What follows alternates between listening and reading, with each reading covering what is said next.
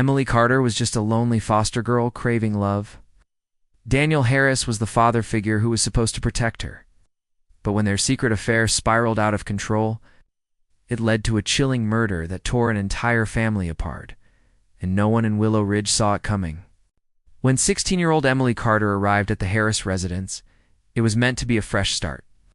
Her file from Child Services was thick with past placements, temporary homes, broken promises, and vague reports of emotional instability. But Daniel and Marcia Harris weren't strangers to fostering.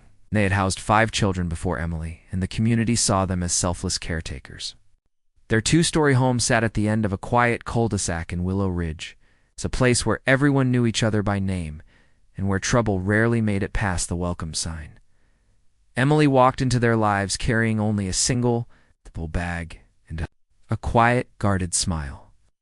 From the beginning, she seemed eager to fit in, helping with dinner, keeping her room spotless, and finishing homework without being asked.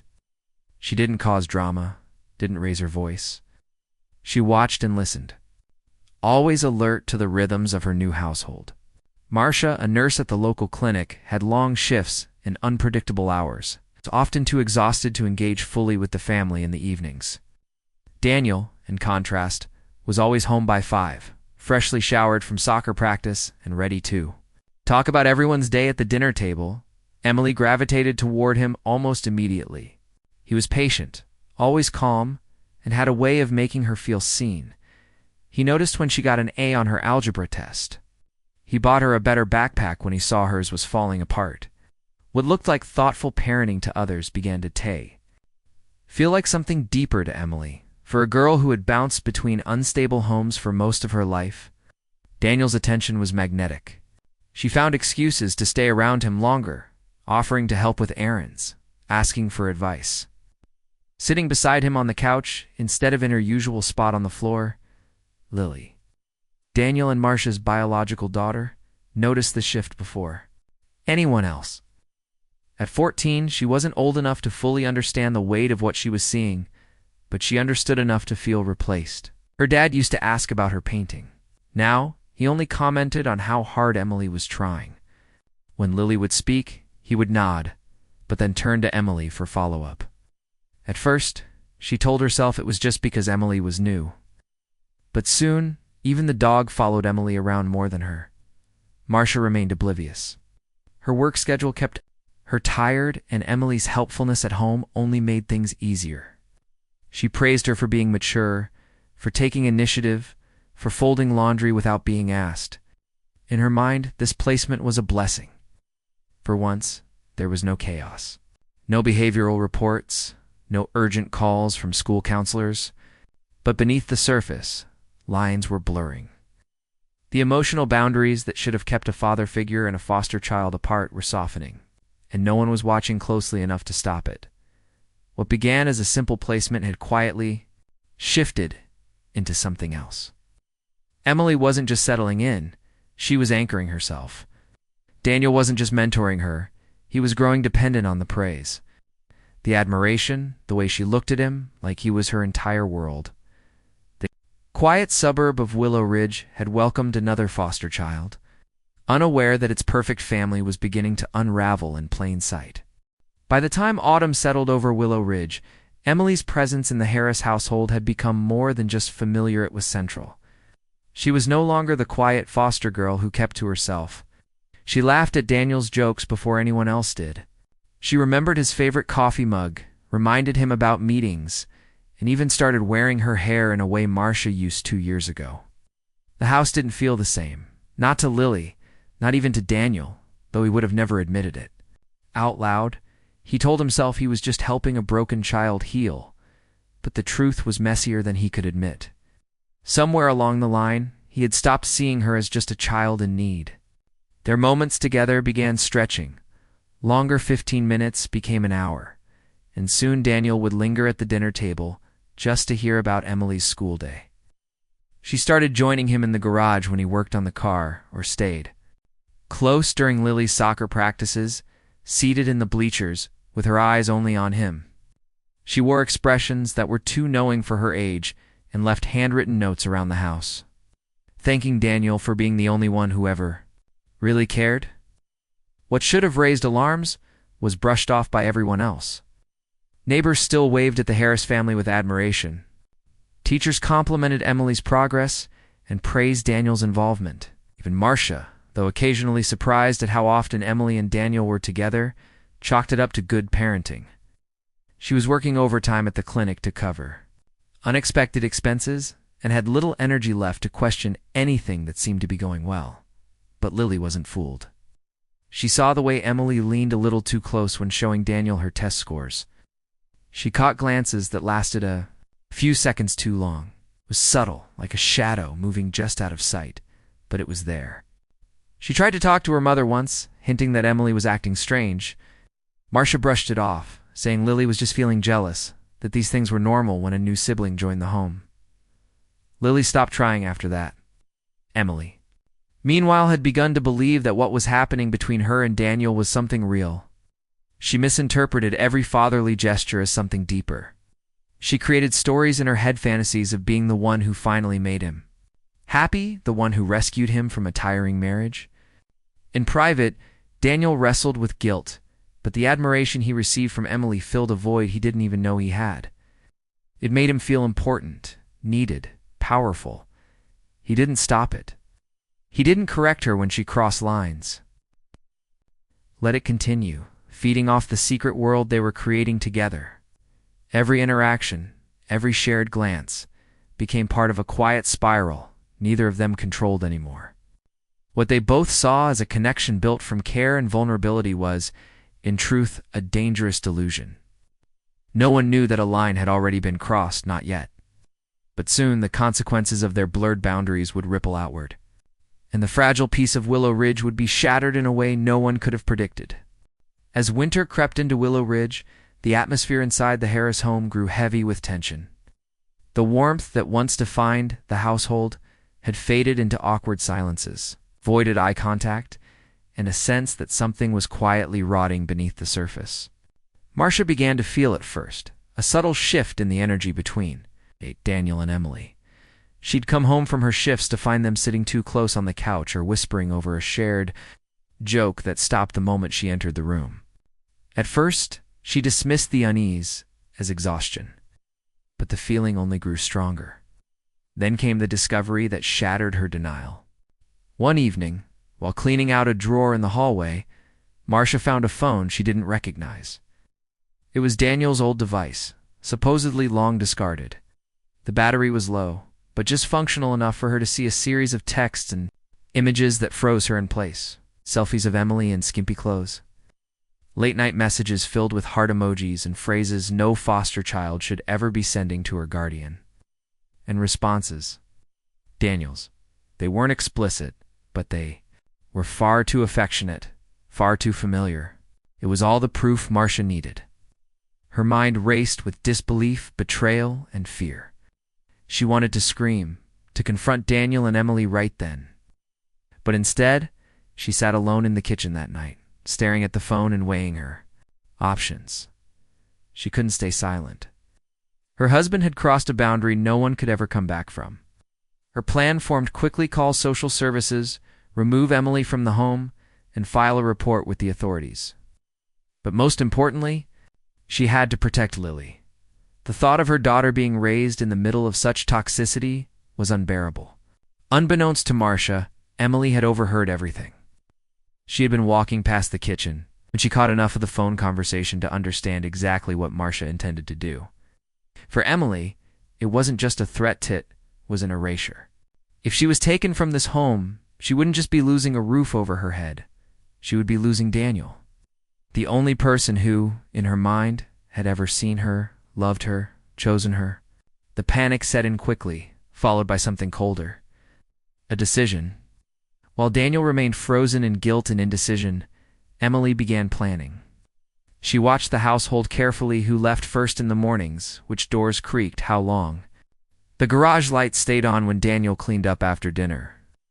She noted where Marcia kept the house keys, which drawers held tools that could be used to harm. Her behavior on the outside stayed normal: smiles, chores, polite responses. Something had shifted in her eyes.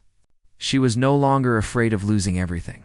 She was preparing to do whatever it took to keep it. Meanwhile, Lily had begun her own investigation. Suspicious of both adults, she copied some of the images from the phone onto a flash drive and hid it inside her school locker. She didn't know who to trust. She didn't understand everything that was happening, but she understood that secrets like these didn't stay hidden for long. When they surfaced, someone always paid the price. The cold January wind howled through the streets of Willow Ridge as the day of reckoning arrived. The morning had started like any other. Daniel left early with Emily for an impromptu soccer practice he claimed was scheduled last minute. Marcia barely acknowledged him, still reeling from the emotional wreckage of the night before. She had made up her mind this would be the day she ended it all. The calls to social services had been drafted, the evidence collected and carefully stored in a sealed envelope. She would turn everything over, expose Daniel and Emily's disturbing relationship, start over just her and Lily. But fate had other plans. With the house empty and the quiet hum of the heater filling the silence, Marcia began packing a suitcase in the bedroom. Clothes were folded methodically, important documents tucked neatly in a folder. She moved quickly, afraid that if she hesitated, she'd fall apart. In the hallway outside, a soft creak of the floorboards went unnoticed. Emily had returned without warning. She had told Daniel she left something behind her water bottle, maybe her scarf, but her true purpose was more sinister. Her heart pounded as she moved through the familiar space like a predator who had studied every step of its prey. Inside the bedroom, Marcia was bent over the bed, zipping the suitcase shut when Emily struck. The poker from the fireplace downstairs, hidden under her coat, came down fast and hard. One blow, then another. The suitcase fell sideways, scattering clothes across the floor. Blood pooled around the carpet's edge. Marcia didn't scream. It was over before she had the chance. Emily stood frozen over the body for a moment, chest heaving, eyes wide, but unblinking. Then, like someone finishing a chore, she got to work. She wiped the weapon down with a rag, tossed it behind the shed in the backyard, and pulled the main circuit breaker to plunge the house into darkness. She shattered a window from the inside and ransacked the drawers to make it look like a break-in. Gone wrong? Her hands were steady, her thoughts frighteningly clear. She had convinced herself this was a desperate act of love. If Marcia was gone, there would be no need for separation. Daniel would grieve, yes, but eventually he would understand. He would forgive. He would choose her. When Daniel and Emily returned hours later, the police were already there. A neighbor had seen the broken window and called it in. The scene that greeted them was chaos, flashing lights, yellow tape, officers moving through the yard with grim expressions. Daniel collapsed to his knees at the sight of Marcia's lifeless body being carried out on a stretcher. He was taken into custody almost immediately.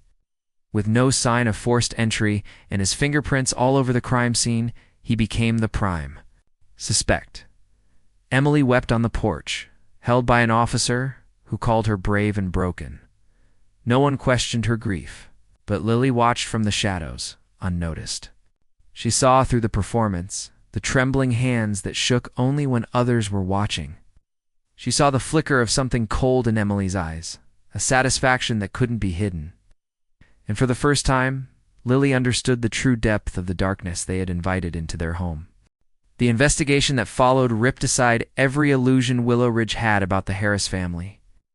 Detectives searched the property from attic to foundation, collecting fibers, footprints, and fingerprints. Daniel, still in shock, swore he had been driving the team van during the time of death. His alibi seemed thin when traffic cameras showed his vehicle off the expected route for nearly an hour. Neighbors remembered hearing the garage door open twice that night. In the first few days, the case appeared straightforward. A husband overwhelmed by scandal kills his wife to silence her. Blood spatter angles did not match Daniel's height. No blood was found on the shoes he wore to practice. Small details nagged at the lead detective, but none of them pointed clearly elsewhere until Lily stepped forward.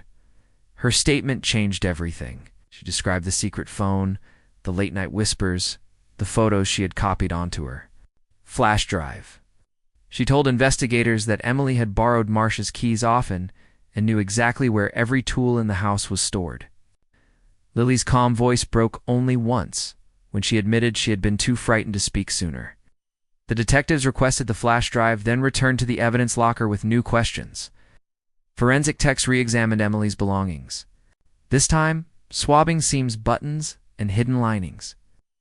In the cuff of her winter coat, they found a single dot of blood too small to notice before. DNA analysis confirmed it belonged to Marcia. Emily's arrest came quietly. She was led from her English classroom in handcuffs, classmates staring in stunned silence. At the station, she danced around the truth, claiming she had fought the attacker or hugged Marcia's body in distress. But the timeline, her brief unscheduled absence from practice, the pattern of her searches on the home computer about disabling alarms, and Lily's testimony closed the walls around her. After 12 hours of questioning, she confessed, voice flat, eyes dry, insisting she had struck Marcia only to stop the family from being torn apart. She begged to see Daniel, believing they would still be together once the misunderstanding was cleared. Instead, Daniel faced separate charges for sexual misconduct with a minor. His coaching career and public reputation destroyed in a single headline. The trials ran back to back. Prosecutors painted Emily as manipulative and obsessive, but also a child shaped by abandonment and Daniel's grooming. The defense claimed she had acted in a panic without intent to kill. The jury needed less than 3 hours to convict her. Of second-degree murder, she received a 40-year sentence with the possibility of parole after 25. Daniel accepted a plea deal, 8 years in prison, lifetime registration as a sex offender, and a permanent ban from working. With youth, the courtroom remained silent as the judge read the sentences. The only sound, the quiet sob of Lily clutching her aunt's hand. Willow Ridge struggled to process the fallout. The soccer field where Daniel once coached grew weeds. The Harris home, marked by tragedy, sat empty until a bank auctioned it off. People spoke in low tones about warning signs they should have seen. Lily moved to another town with her aunt, finished high school under a new last name, and rarely mentioned her old life. Sometimes she opened the flash drive, not to relive the horror, but to remind herself how secrets once ignored can swallow a family whole. Emily, meanwhile, spent her days in a correctional facility, convinced even behind razor wire that love had driven her actions. She wrote letters to Daniel that were never delivered, each one proof that some delusions cannot be dismantled even by walls and decades. In the end, a single forbidden bond had sparked decisions that no one could undo. Leaving a trail of grief longer than any sentence the court could impose,